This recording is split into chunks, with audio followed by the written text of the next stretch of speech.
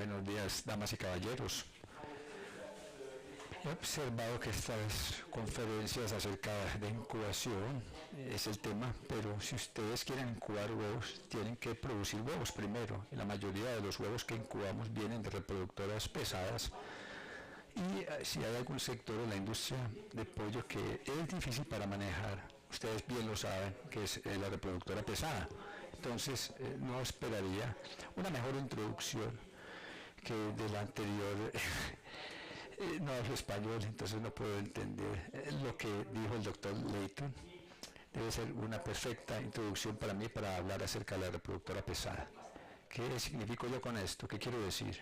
Es muy sencillo. Seleccionamos la reproductora, los pollos para producción de carne y eficiencia de producción, y las gallinas que producen estos huevos, los futuros pollos, ellas están seleccionando para crecimiento y eficiencia alimenticia, pero nosotros les pedimos que también pongan huevos. Esa es la paradoja o el paradigma. Les pedimos a estas gallinas algo diferente a lo que fueron seleccionadas. Este es en realidad el problema de las reproductoras pesadas, y quisiera explicar un poco más acerca de esto para ponerlo en una perspectiva más amplia y para poderles explicarles a ustedes cuál es la razón para que ocurra esto, digamos, este paradigma paradoja. Lo primero que quiero introducirles acá a ustedes, y al cual se refirió el doctor Sanabria también, porque son los límites para selección de crecimiento y eficiencia alimenticia, cómo pueden ser alcanzados. El primero de estos es que tal vez se nos está cansando o terminando la variabilidad genética, y de esta forma no podemos seleccionar más aves, y estamos entrando en especies más uniformes porque lo estamos seleccionando tan intensamente. Primero que todo, si miramos, y toda la información que obtuve de selección es que no hay indicación todavía desde la perspectiva cuantitativa genética ni genética molecular, y es que ha habido un cansancio de la variabilidad genética. Todavía tenemos bastante variabilidad genética dentro de nuestros pollos, entonces podemos seleccionar más para crecimiento y conversión en los siguientes 20 o 30 años. Pero hay algo más, y esto es que además de esta selección, y esto se resaltó aquí en el anterior conferencista, hay otras consecuencias, respuestas correlacionadas asociadas con una selección continuada para eficiencia de producción. Y en el esfuerzo que estamos haciendo entre especies, en una forma unidireccional, hemos obtenido respuestas correlacionadas. ¿Por qué entonces ocurre este problema tanto en la avicultura y menos en ovejas o en ganado o en cerdos? ¿Por qué en avicultura? Una de las razones para esto es que en especies prolíficas como las aves, la mayoría del alimento sobre una base poblacional que necesitamos para producir 1 kilo de carne de pollo va hacia la población de los pollos y no a las reproductoras o a la población de reproductoras. Esto es solamente un 5%, mientras que para pollos un 95% del total del alimento. ¿Por qué nos enfocamos entonces en estas correlaciones de eficiencia alimenticia si solamente estas reproductoras se están llevando el 5% del total del alimento producido? De esta forma hay unas correlaciones no deseadas más en avicultura que en cualquier otra especie. Pero aquí voy a regresar más tarde a esto y voy a ilustrar esto también más adelante. Cuando seleccionamos en avicultura, de hecho, en los últimos 20 años, las mejoras posteriores para producción de carne de pollo, están ligadas, como se observaba en la presentación anterior, con dilemas, sentidos de dilema, y parece que se contradicen unas de otras. Hay 3 dilemas en la producción de carne de pollo que han sido aparentes desde el año 80, que son crecimiento rápido y conversión alimenticia versus cambios en la relación de tejido graso y magro. Esto fue un problema hace 30 años, pero no es un problema hoy en día. No voy a hablar acerca de esto. El segundo dilema es que si observamos la eficiencia ponderada y energética de crecimiento y conversión alimenticia, esta relación contra los y seleccionamos hacia esto, podemos entrar en problemas metabólicos o desórdenes metabólicos. Y esto fue ilustrado también por el anterior conferencista que mostró que la proporción de pulmón y corazón, por ejemplo, en el pollo moderno, tiene menor proporción que en los pollos de hace 20 o 40 años. Es un tema bastante interesante y digamos que es un tema relevante para ustedes, donde estamos, digamos, en alturas, enfermedades de altura como las que tienen ustedes, como el tema de la citis, que es una de las enfermedades metabólicas cuando ocurre esta selección intensa. De hecho, en el segundo punto tampoco voy a hablar más adelante, es un tema aparte, hicimos mucha investigación acerca de esto, pero no es el objetivo de la charla de hoy. Hay un tercer dilema.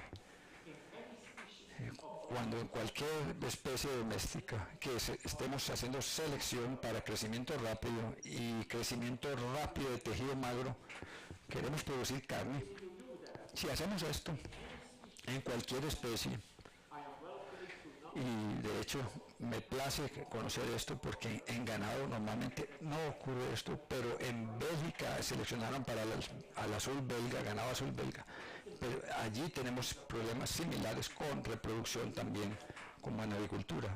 Y si entramos en esto, entonces entramos en problemas en la efectividad reproductiva de la reproductora pesada. Y voy a hablar hoy acerca de esto y quisiera que ustedes lleven algo de entendimiento del porqué de esto, cuáles son las razones biológicas que están detrás de este dilema. El dilema de la reproductora pesada, de hecho, lo llamamos la paradoja de la reproductora pesada, paradoja doble. La mayoría de los resultados que voy a presentar hoy son proyectos europeos que vamos a trabajar con el doctor Rusen en Escocia, en granjas y nuestra universidad para obtener parámetros de selección, donde estamos trabajando hace 4 o 5 años y la mayoría de los resultados vienen de acá, de estas investigaciones. ¿Cuál es la paradoja? Si queremos en la reproductora pesada moderna, si queremos eficiencia reproductiva, lo único que podemos hacer acá es restringir su alimentación, y esto no lo vamos a hacer durante la postura, pero antes, en el periodo de crecimiento de la ponedora. Si no haces esto, vamos a tener muchos problemas de salud y metabólicos en la reproductora pesada, y sin embargo sus aves no van a llegar al estado, este estado nadie lo está haciendo. Toda la gente que está levantando reproductora pesada está restringiendo para evitar estos problemas, pero sin hacer una restricción pesada, porque si le hacemos una restricción pesada entramos en Europa en problemas de bienestar animal, y esto es un problema en Europa, bienestar animal. Entonces tenemos ambas paradojas, tenemos que hacer restricción alimenticia si queremos obtener eficiencia reproductiva y para también podamos manejar los problemas metabólicos, pero si hacemos eso tendríamos problemas de bienestar animal. Entonces tenemos que manejar el recurso, la eficiencia en la productividad también, y también manejar la parte de bienestar animal e integridad. No voy a hablar mucho acerca de esto en el bienestar animal, pero para darles una idea de esto, la selección genética en términos de reproducción, incluyendo lo que se relaciona con salud y bienestar animal, si seleccionamos por todos estos parámetros podemos mejorar la robustez o lo robusto del ave, y combinando altos potenciales de producción, estos potenciales con resistencia a los factores estresores o estresantes externos, y la habilidad fisiológica para mantener o restablecer el estado de homeostasis del ave. Es algo un poquito, digamos, romántico, pero la robusticidad de esto se debe manejar en la reproductora y no se debe alcanzar con la violación de la parte de bienestar animal. Esta es la parte ética y no voy a hablar mucho de esto, es más filosófica que cualquier otra cosa, que ciencia. De todas formas, esto fue parte de este proyecto. La integridad es un requisito para la robusticidad de estos proyectos. Devolvámonos entonces a la reproductora pesada y también mencionemos lo que decía el anterior conferencista.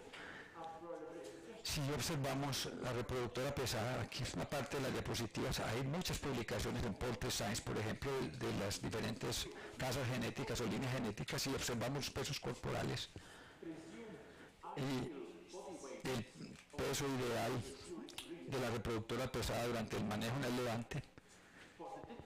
Si observamos para las diferentes casas genéticas, Ross, Hybrid, Cobb, desde los años 70 hasta 2005, no incluye aquí, pero no han cambiado mucho.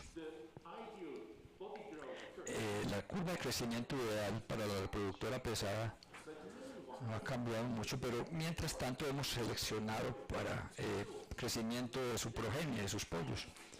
Entonces, si los tomamos de 6 semanas de edad, estos pollos, que es momento cuando ya estamos al sacrificio con estos pollos, si obtenemos la relación de peso corporal, o si observamos el peso corporal ideal que se presume a los 42 días, los machos y las hembras, y las reproductoras de acuerdo a los objetivos de selección que dice que a las 6 semanas su progenie debe alcanzar este peso, entonces tendremos esto y veremos que en los últimos 20, 30, 40 años que las dos líneas se van abriendo, se van separando, porque el peso ideal que se espera de la reproductora se mantiene, porque el peso de su progenie a 6 semanas de edad cada vez se está incrementando a través de la selección. ¿Cuál es la consecuencia de esto? La consecuencia es que para alcanzar este peso ideal con las diferentes compañías genéticas, la restricción durante la reproductora pesada en el levante debe ser más severa cada vez. Durante estos 30, 40 años lo que ha ocurrido es exactamente lo que hemos hecho. Le hemos dado una restricción más fuerte a la reproductora en el levante, y esto es lo que quiero mostrar acá. Si observamos relación de peso corporal que se obtiene en estas relaciones de peso corporal, que disminuye más en la hembra que en el macho. Solo se puede alcanzar esto con una mayor o más fuerte restricción alimenticia. De hecho, sé que esta comparación es 100% correcta, porque la reproductora pesada en su crecimiento no es un pollo creciendo, tiene su potencial de crecimiento para su progenie, pero no tiene el efecto de heterosis en la reproductora, lo tiene en la población final, es uno. Segundo, los nutrientes no son exactamente los mismos, y tercero, las condiciones medioambientales tampoco son las mismas, porque la reproductora pesada se maneja en ambientes oscuros, mientras que para los pollos muchas veces lo hacemos en luz 23 horas, una de oscuridad no más, o de otra forma, pero separemos esto. La línea nos indica que a través del tiempo, durante los 30, 40 años últimos, la severidad de la restricción de la reproductora pesada se ha incrementado. Ahora vamos a ver la ubicación o distribución de recursos. Y estamos hablando de crecimiento, mantenimiento, reproducción y salud. Quiero mostrarles también esta diapositiva. Les decía que voy a regresar a lo que decía al principio de la charla. ¿Por qué tenemos un problema en los pollos y en los pavos y no en las otras especies de animales para las cuales se está seleccionando para crecimiento, como ganado, cerdo, ovejas? Y la razón está en estas gráficas, y todo el mundo conoce esto, pero muy poca gente en realidad se da cuenta de lo que ocurre acá. Es una gráfica vieja, y lo que nos explica, les voy a decir, en el eje X, no tiene que mirar los números, en el eje X es la cantidad de alimento que la población necesita en megajoules por kilogramos de carne comestible. ¿Cuánto alimento necesitamos para producir 1 kilo de carne para ganado, ovejas, cerdos, conejos, pavos, pollo, a nivel poblacional? No para una sola ave, a nivel poblacional. No para una ternera, sino a un nivel poblacional, incluyendo el ganado de reemplazo, padre, hijo y los reemplazos. Y si miramos esta gráfica, observamos que hay 6 compartimientos que tenemos en ganado, o en ganado de carne, o en corderos. Los primeros 3 van hacia la reproductora, hacia la hembra reproductora.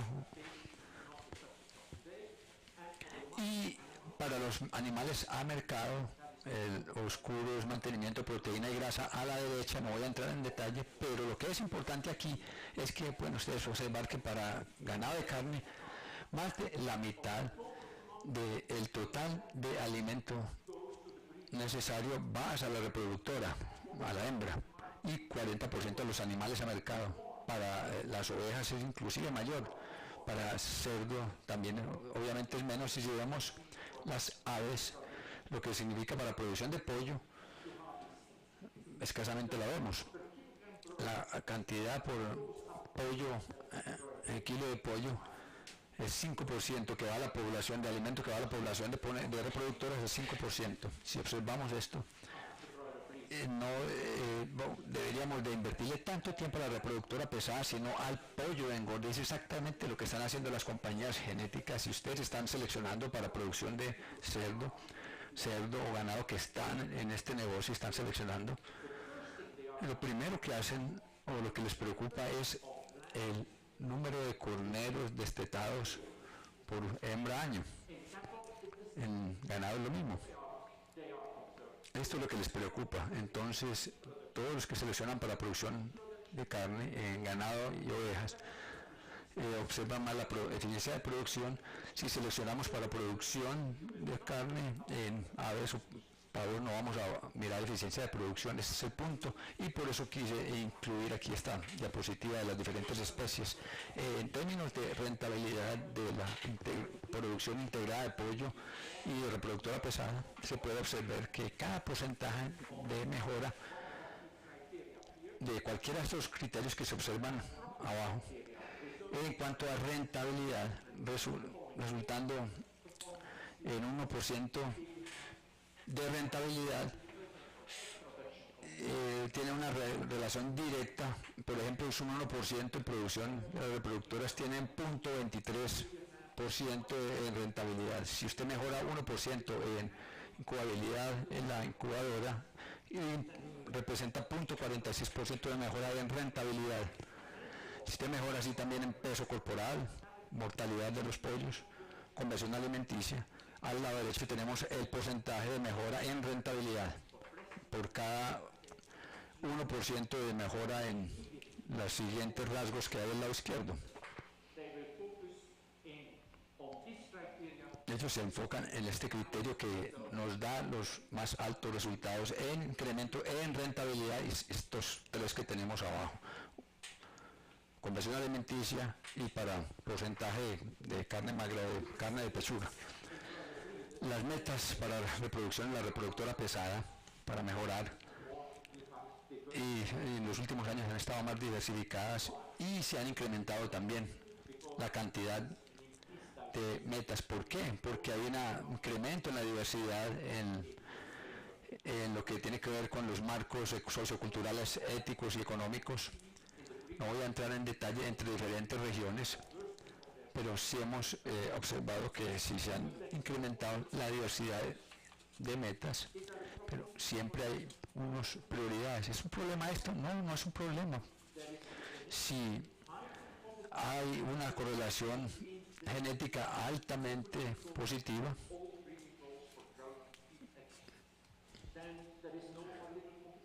por ejemplo, para crecimiento, o si tienen tiene correlación positiva, pero en muchos casos no hay correlación positiva. Y si están positivamente correlacionados, no habría mucho problema, pero si hay correlación negativa, tendríamos otros factores de mejoramiento debido a competencia entre estas metas de selección. Y si tenemos competencia entre las metas de selección, lo que hacemos es desacelerar el alcance de la mejora genética. Es exactamente lo que ocurre cuando se incluye eficiencia de reproducción como un parámetro de selección, objetivo de selección, con la selección, con el objetivo de producción de carne por progenie, por el pollo de engorde. Tal vez moví algo que no era en la diapositiva.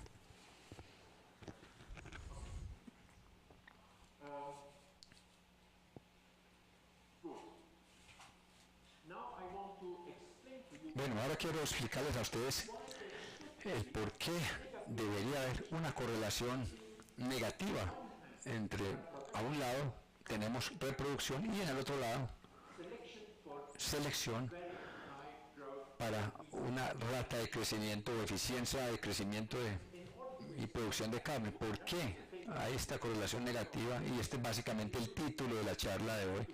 Quisiera entrar con ustedes a través de la fisiología de reproducción. Digamos que es una especie de recapitulación. No voy a invertir mucho tiempo en esto, pero sí quiero repasar esto con ustedes. Y aquí les pongo el esquema más importante en una forma sencilla. ¿Cuál es la esencia de reproducción en la hembra? Cuando nos enfocamos en la hembra ponedora es la ovulación. La ovulación significa producción de huevos, y para que esto ocurra, la ovulación, tenemos que tener un pico en la producción de hormona luteinizante, una producción. Y para que se dé este pico en la hormona luteinizante, se promueve o se produce por el ovario como tal como ocurre en los mamíferos, en los humanos inclusive. ¿Cuál es el factor que necesitamos para que se dé este pico en la producción de ovulación? ¿Cuál es el factor, digamos, que provoca esto en las aves? Es la progesterona. Y esta progesterona viene del ovario, y dentro del ovario tenemos un sistema complejo con muchos factores. Y esto es debido al hecho de que, como hay tantos factores que están involucrados en este sistema intraovárico, que tienen que provocar el factor progesterona que nos lleva al pico en la producción de hormona luteinizante. Aquí hay una interacción entre los factores por un lado y la reproducción en el otro lado. Pero estos factores en el ovario que ayudan a producir esta progesterona son factores de crecimiento, y el el factor intraovárico de crecimiento en mamíferos y las aves también es muy complejo, pero es muy importante. Y uno de estos factores importantes en el ovario que nos lleva al pico en la producción de la hormona luteinizante indirectamente es la producción de progesterona. Es el factor insulínico, de crecimiento insulínico. Todas estas familias relacionadas con el factor de crecimiento de la producción de insulina, lo cual no es tan importante explicarlo hoy. Pero no son solamente estos factores. Si observamos en aves, este es un resumen de mucho del trabajo que hemos realizado con otros laboratorios. Observamos la involucración de diferentes factores a través de la folicogénesis. Y como ustedes bien saben, que en aves tenemos el mayor folículo aquí, el F1, el F2, el F3, F4, 5, y tal vez un folículo 6 también. Llamamos los folículos amarillos dentro del ovario, y ellos están en orden estricto, F6, F5, F4, y nunca el uno va a saltar encima del otro. Entonces siempre habrá una ovulación del mayor primero, sale el mayor, el F1, luego el F2 se convierte en el mayor. Mientras tanto, desde los pequeños folículos amarillos se van originando los posteriores. Llamamos la jerarquía folicular intraovárica de todas las aves. Hay una jerarquía folicular. Cuando observamos la reproductora pesada, también observamos esta jerarquía, pero en muchos casos no observamos 6 folículos, observamos 7, 8, 10, 12 o más folículos. Entonces, no tienen menos sino más folículos en su jerarquía. Parece como una alteración de la jerarquía. Más adelante hablaré de esto, pero déjenme primero explicar un poco más acá lo que ustedes observan acá, y no voy a entrar en mucho detalle para que el traductor no haga todo esto aquí literalmente, pero todos estos acá son factores que están involucrados en la transición de crecimiento y función de estos folículos. Estos son los folículos que están siendo producidos con la producción de progesterona o hormonas reproductivas. La cantidad de estas depende de estos factores de crecimiento. Ellas lo que hacen es modular estos. Y para darles una impresión de esto, que es BMP, es el factor GF, es el factor de crecimiento epidérmico, y GF es el factor de crecimiento insulínico, que es BMP7, el factor de transformación, y así los otros factores. Entonces, en cada uno de estos estados foliculares hay otros factores involucrados. La mayoría de ellos son factores de crecimiento. En otras palabras, están involucrados en crecimiento óseo, muscular, tejido, pero también están involucrados en función ovárica. Si ustedes seleccionan para crecimiento, cambia este orden de factores porque son factores de crecimiento. Si usted cambia estos factores, usted tal vez no se sorprenderá de que usted también cambió la capacidad reproductora de este animal, que es la base de esto. Porque está cambiando los factores de crecimiento, y al cambiar los factores de crecimiento muchas veces puede ser hacia arriba o hacia abajo. No es como seleccionando para crecimiento, que el factor de crecimiento automáticamente se puede aumentar. En este caso no. Por IFG, por ejemplo, el factor insulínico de crecimiento es que se disminuye en la reproductora pesada, aunque ellas crecen más ligero. ¿Qué está ocurriendo? Hay tantos receptores para este factor insulínico que atrapan todo este IGF y no va a haber disponible para el ovario, y va a intervenir mucho con la parte reproductiva, como voy a mostrar en la siguiente diapositiva. Todavía tengo tiempo, ¿verdad? En esta siguiente diapositiva les muestro el efecto de uno de estos factores de crecimiento, y déjenme explicarles acá. Voy a pasarlo más despacio aquí. Utilizamos una curva de crecimiento experimental, viene de una estación experimental en donde colaboramos en Holanda, y se define como GL. Ya le mostré, esto es GLR también, y GLA, donde restringíamos la línea GLR, es la línea GLR, es restricción aquí en caso.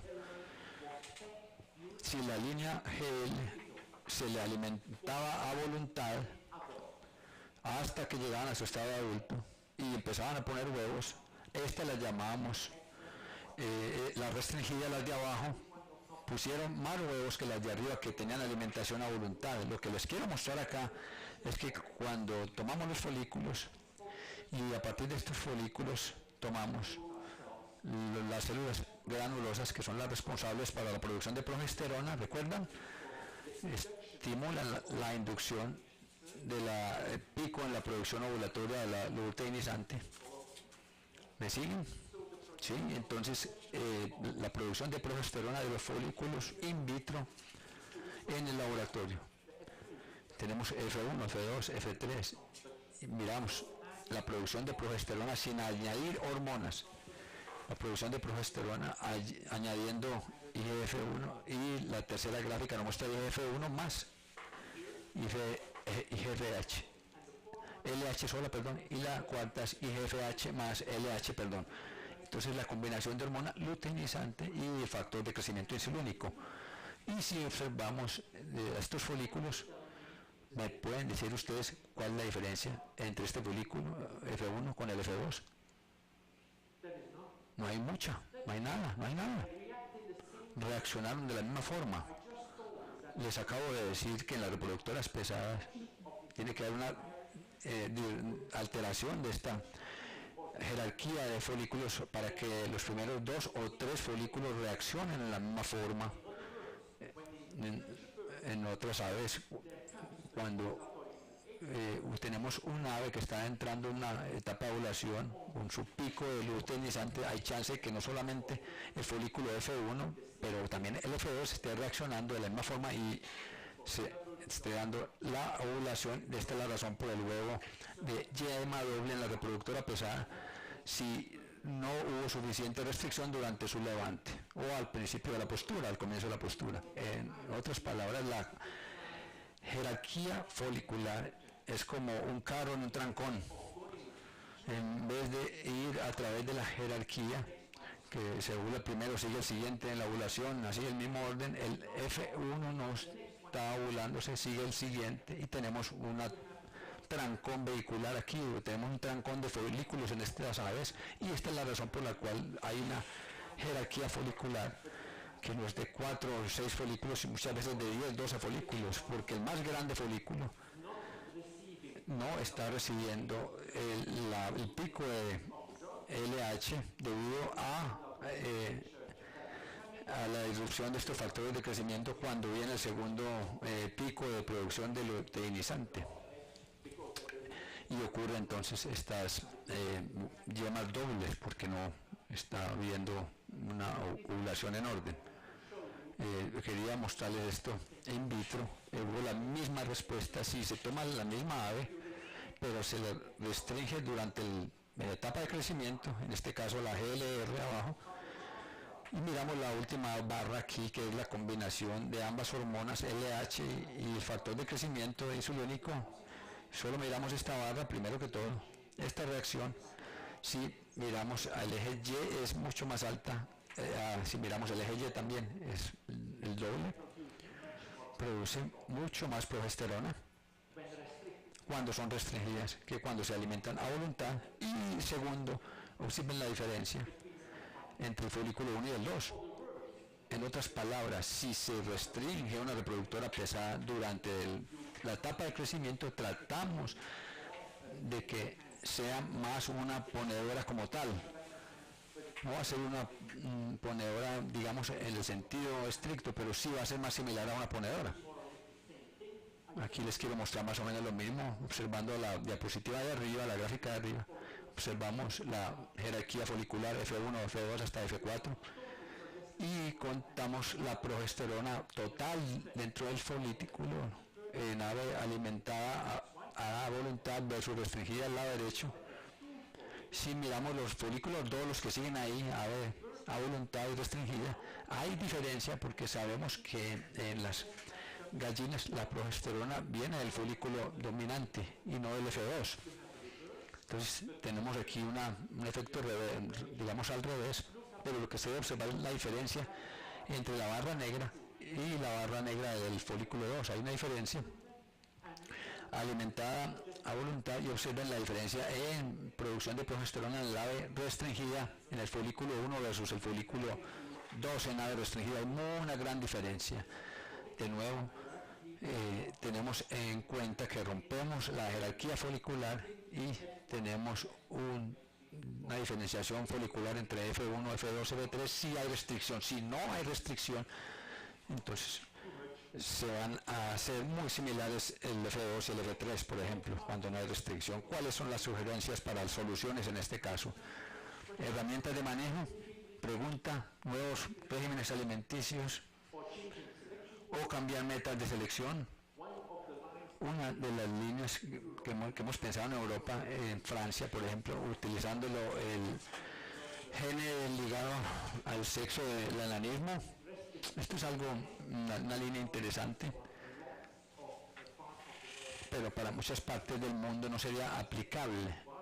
Pero si tenemos un gen de enanismo, significa que la descendencia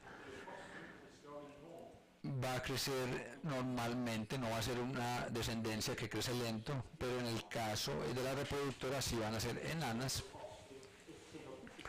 y la descendencia, al menos fenotípicamente, va a ser diferente.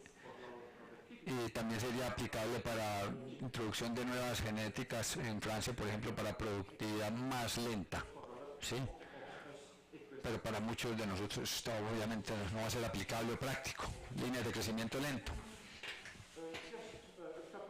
Solo un par de gráficas aquí para terminar. En la época en que teníamos genética híbrido también, y teníamos los genotipos estándar, utilizamos un par de programas de alimentación a voluntad en este caso y restringido al lado derecho de acuerdo a la compañía en el momento, o una restricción intermedia durante una fase crítica. No tratamos de restringirlas durante todo el periodo de crecimiento. Hay fases en el periodo de crecimiento donde es más importante la restricción que en otras.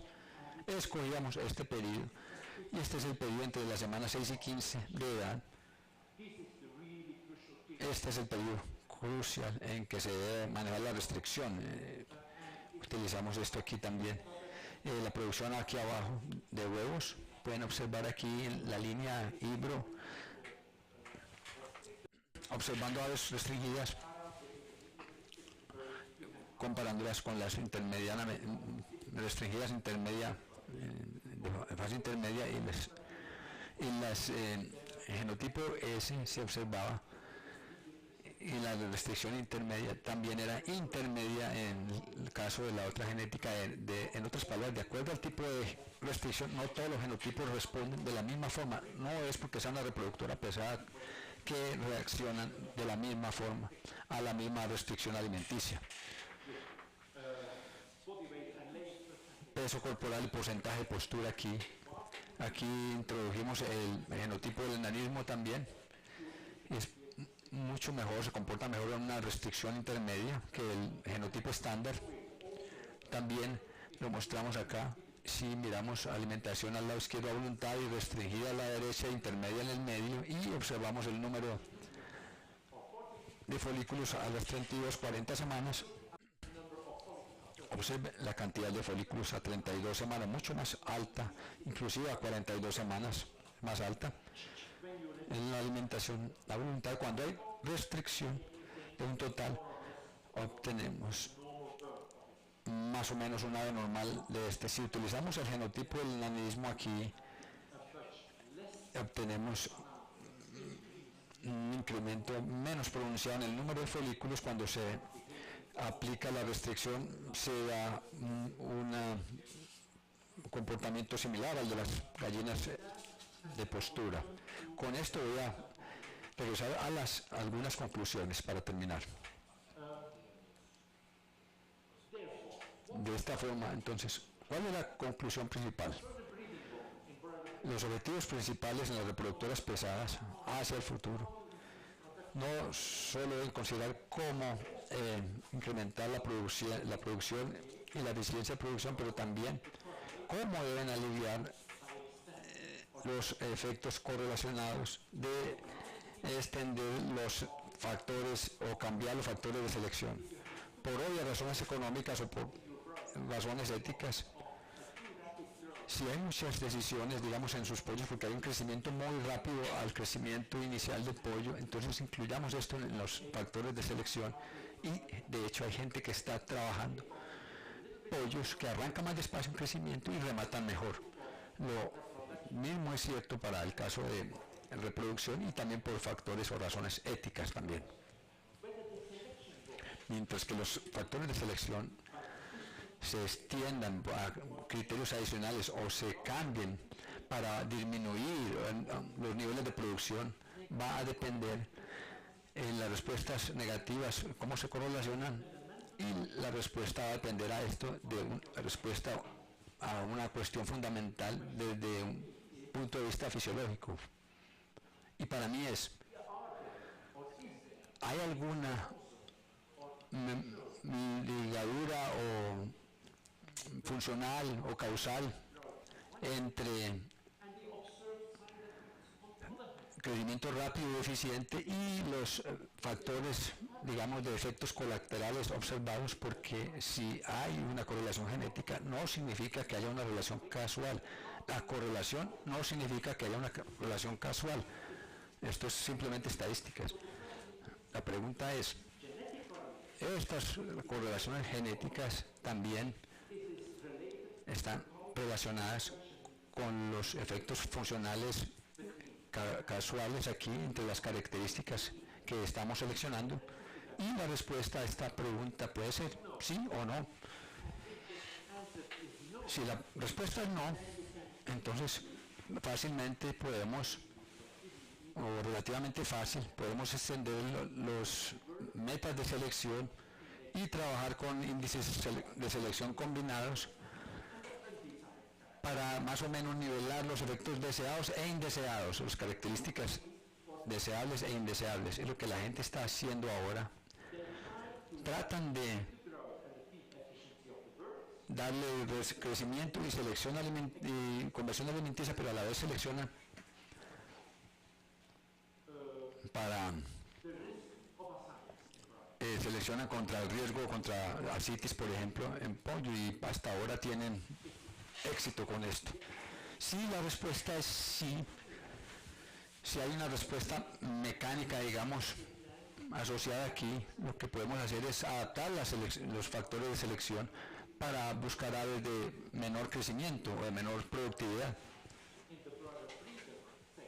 En las reproductoras, digamos, pesadas, la pregunta es, de hecho, ¿hay o no hay una unión mecanística fisiológica entre, por un lado, el crecimiento rápido de los pollos y la capacidad reproductiva de las reproductoras, de sus madres? Y la respuesta a esto, en gran medida, es sí. Sí hay esta relación. En otras palabras, lo que hagamos,